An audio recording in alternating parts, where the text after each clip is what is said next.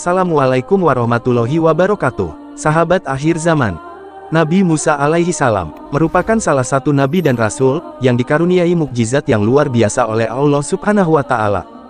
Nabi Musa alaihi salam adalah salah satu rasul Allah yang memiliki banyak keistimewaan. Allah pun telah mengabadikan dalam Al-Qur'an kisah Nabi Musa secara lengkap pada beberapa surat yang berbeda di dalam Al-Qur'an. Nama Nabi Musa alaihi salam disebut dalam Al-Qur'an sebanyak 136 kali, tersebar dalam 34 surat, 27 Makkiyah dan 7 Madaniyah. Paling banyak terdapat dalam surat Al-A'raf berjumlah 21 kali, kemudian surat Al-Qasas berjumlah 18 kali, surat Toha 17 kali dan surat Al-Baqarah 13 kali, selebihnya berkisar antara 1 hingga 8 kali. Lalu bagaimana kisah lengkap Nabi Musa alaihi salam dari lahir sampai wafat? Mari kita simak selengkapnya ulasan berikut ini.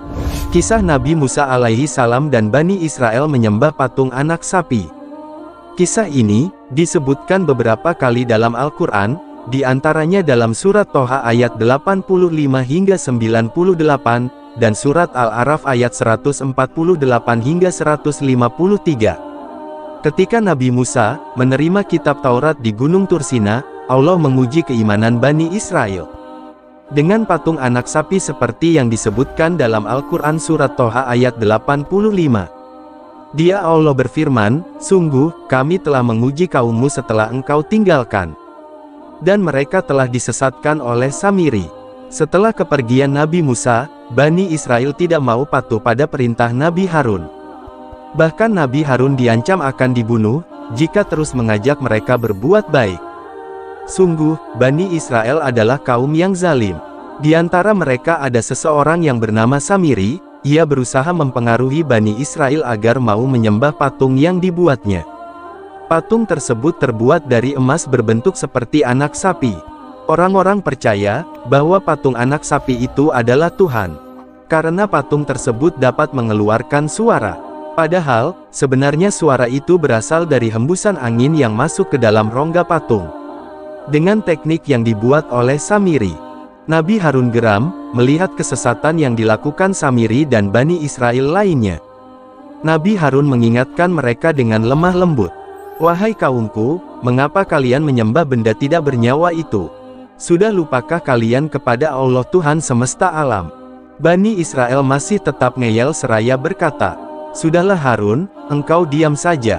Selama Musa belum kembali, kami tidak mau mematuhi perintah Nabi yang lemah sepertimu. Lagi pula kami telah menemukan Tuhan yang sebenarnya, ia Tuhan yang dapat bersuara."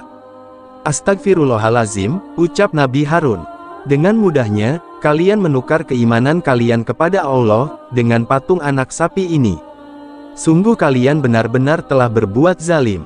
Bani Israel masih saja begitu, malah mengancam Nabi Harun, lalu berkata, "Jika kamu terus mengoceh, kami tidak segan-segan untuk membunuhmu Harun." Nabi Harun mengingatkan, andai Musa mengetahui kesesatan ini, pasti dia akan murka kepada kalian. Nabi Harun sangat sedih dan kecewa melihat kaumnya menyembah patung anak sapi, yang dianggap sebagai Tuhan mereka. Ya Allah, jadi selama ini mereka tidak benar-benar bertaubat. Setelah 40 malam berlalu, Nabi Musa kembali ke tengah-tengah kaumnya. Beliau sangat marah sekaligus sedih melihat perubahan yang terjadi dengan kaumnya. Kemudian, Nabi Musa menghampiri saudaranya dengan penuh kemarahan. "Wahai Harun, mengapa engkau hanya berdiri dan diam saja, melihat perbuatan mereka itu?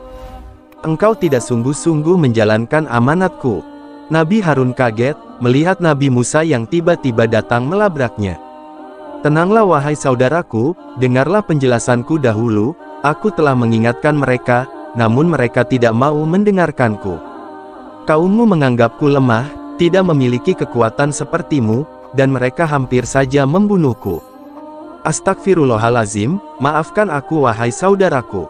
Nabi Musa menyadari kekeliruannya, dan segera meminta maaf kepada Nabi Harun. Kemudian, Nabi Musa berdoa kepada Allah. Seperti yang disebutkan dalam Al-Qur'an surat Al-A'raf ayat 151. Dia Musa berdoa, "Ya Tuhanku, ampunilah aku dan saudaraku, dan masukkanlah kami ke dalam rahmat Engkau, dan Engkau adalah Maha Penyayang dari semua penyayang." Setelah itu, Nabi Musa langsung menghampiri kaumnya, yang sedang menyembah patung anak sapi. Menyadari kedatangan Nabi Musa, Bani Israel mulai resah. Sebenarnya mereka takut dan segan kepada Nabi Musa yang kuat. Namun entah mengapa keimanan mereka mudah sekali dipalingkan dari Allah. Nabi Musa menghampiri kaumnya seraya berkata, "Wahai kaumku, apa yang telah kalian kerjakan selama aku pergi? Bukankah Allah telah menjanjikan surga bagi kalian yang beriman? Tidak cukupkah dengan Allah menampakkan kekuasaannya di depan mata kalian satu persatu? Semudah itukah kalian berpaling darinya?" Meskipun Nabi Musa sangat kecewa terhadap kaumnya, namun beliau tetap dapat mengontrol emosinya. Sedangkan Bani Israel mulai ketakutan dan mencari-cari alasan.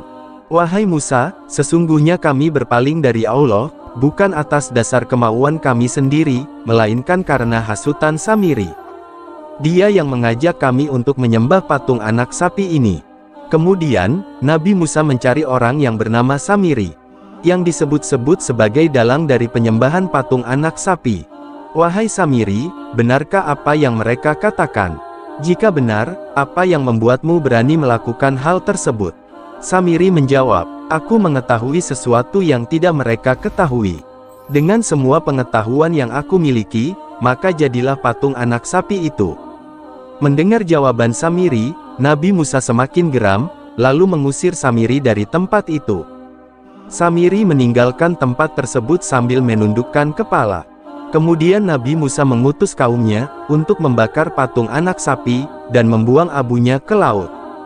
Seperti yang disebutkan dalam Al-Quran Surat Toha ayat 98. "Sungguh, Tuhanmu hanyalah Allah, tidak ada Tuhan selain Dia. Pengetahuannya meliputi segala sesuatu." Demikianlah akhir kisah Bani Israel menyembah patung anak sapi. Lalu, bagaimanakah kisah selanjutnya Nabi Musa dan Bani Israel? Kita lanjutkan di episode berikutnya. Terima kasih, mohon maaf jika ada kesalahan. Wassalamualaikum warahmatullahi wabarakatuh.